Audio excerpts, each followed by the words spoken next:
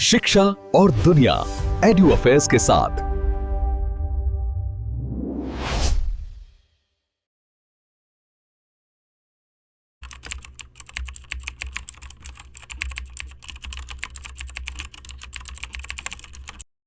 नमस्कार। आज हम बात करेंगे ग्लोबल साउथ की दो बहुत बड़ी लोकतांत्रिक आवाज़ों की, भारत और ब्राज़ील।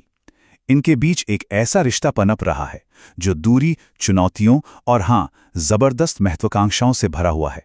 चलिए इस कहानी को ज़रा और करीब से देखते हैं।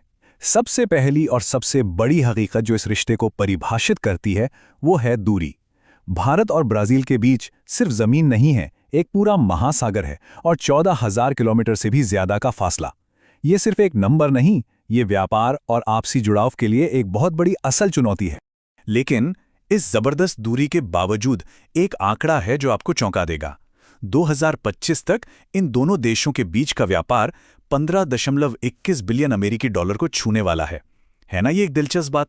इतनी ज्यादा दूरी और फिर भी इतना बड़ा व्यापार। और देखिए, कहानी यहां खत्म नहीं होती। ये 15 बिलियन डॉलर तो बस एक पड़ाव है। असली कहानी तो ये है कि ये दोनों देश मिलकर इस आंकड़े को दुगला करने का प्लान बना रहे हैं। ये उनकी सोच और आगे देखने की नज़र की कहानी है। तो सबसे पहले उन चुनौतियों को समझते हैं जो इस रास्ते में खड़ी हैं। इसे हम कह सकते हैं द ग्रेट डिवाइड। अब देखिए, इस रास्ते में दो बड़ी रुकावटें हैं। पहली तो साफ है, भौगोलिक दूरी, मतलब सामान भेजने का खर्च भी ज्यादा और समय भी। लेकिन दूसरी रुकावट थोड़ी और पेचीदा है, जिसे कहते हैं ट्रेड असिमेट्री या व्यापार का असंतुलन। आसान भाषा में समझें तो भारत प्रोसेस किया हुआ माल भेजता है, जैसे दवाइयां या रिफाइंड पेट्रोलियम, जबकि ब्राजील से ज्यादातर कच्चा माल आता है, जैसे कच्चा तेल, सोयाबीन का तेल और सोना। और यही असंतुलन इनके आर्थिक रिश्ते को ग्लोबल मार्केट के उतार चढ़ाव के लिए काफी नाजुक बना देता है। सोचिए, जब आपका ज्यादातर व्यापार कच्चे माल की कीमतों पर टिका हो तो दुनिया के बाजार में जरा सी भी हलचल पूरे समीकरण को हिला सकती है। लेकिन जहां व्यापार में चुनौतियां हैं, वहीं दुनिया के मंच पर ये दोनों देश एक कमाल की जोड़ी बनाते हैं। चलिए अब देखते हैं कि कैसे ये दूर के साथी दुनिया के सामने एक आवाज में बात करते हैं। ये दोनों देश कई बड़े बड़े अंतर्राष्ट्रीय ग्रुप्स में एक डिप्लोमैटिक ब्लॉक की तरह काम करते हैं।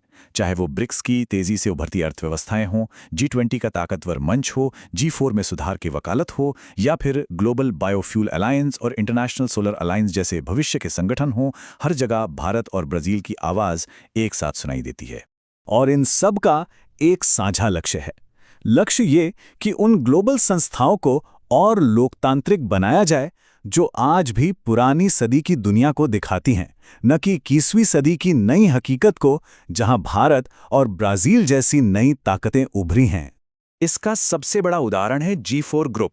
भारत, ब्राजील, जर्मनी और जापान, ये चारों देश मिलकर UN सिक्योरिटी काउंसिल में परमानेंट सीट हासिल करने के लिए एक साथ रणनीति बना रहे हैं, ताकि दुनिया का वो सबसे ताकतवर कमरा आज की असलियत को दर्शाए। तो अब देखते हैं कि ये देश सिर्फ बातें नहीं कर रहे, बल्कि अपनी सोच को जमीन पर भी उतार रहे हैं। ये एक मॉडर्न पुल बना रहे हैं, जहां इरादों को एक्शन में बदला जा रहा है। भविष्य की इस साझेदारी को 4 बहुत मजबूत खंभों पर खड़ा किया जा रहा है। ये हैं डिजिटल और टेक, डिफेंस और सिक्योरिटी, एनर्जी और क्लाइमेट और स्ट्रेटेजिक इंडस्ट्रीज। ये वो एरिया है जहां दोनों देश मिलकर बहुत तेजी से काम कर रहे हैं। जैसे कि डिफेंस कॉर्पोरेशन में एक बहुत बड़ा कदम उठाया गया है। भारत की मझगांव डॉक लिमिटेड और ब्राजील की नेवी के बीच स्कॉर्पियन क्लास सबमरीन्स के रखरखाव के लिए एक MOU साइन हुआ है। अब ये सिर्फ एक सौदा नहीं है, ये एक गहरे औद्योगिक रिश्ते की नींव है, जिससे 2+2 पॉलिटिकल मिलिट्री डायलॉग से और भी मजबूती मिल रही है। एनर्जी सेक्टर में बिलेम 4X प्लेज एक बहुत ही महत्वाकांक्षी कदम है। इसका सीधा सा मतलब है कि 2035 तक एविएशन और ट्रांसपोर्ट जैसे मुश्किल सेक्टरों में भी सस्टेनेबल ईंधन का इस्तेमाल 4 गुना बढ़ाना है। ये क्लाइमेट चेंज के खिलाफ लड़ाई में एक बहुत ही ठोस साझा कदम है। और डिजिटल मोर्चे पर भी एक कमाल की पार्टनरशिप हो रही है। ओपन प्लैनेटरी इंटेलिजेंस नेटवर्क या ओपन नाम का एक प्लेटफॉर्म लॉन्च हुआ है।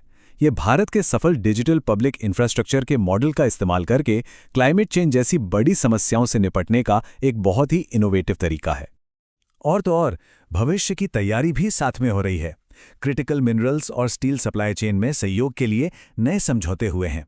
इसका मकसद बिल्कुल साफ है, भविष्य में आने वाले किसी भी आर्थिक झटके के लिए अपने उद्योगों को तैयार रखना, उन्हें मजबूत और आत्मनिर्भर बनाना।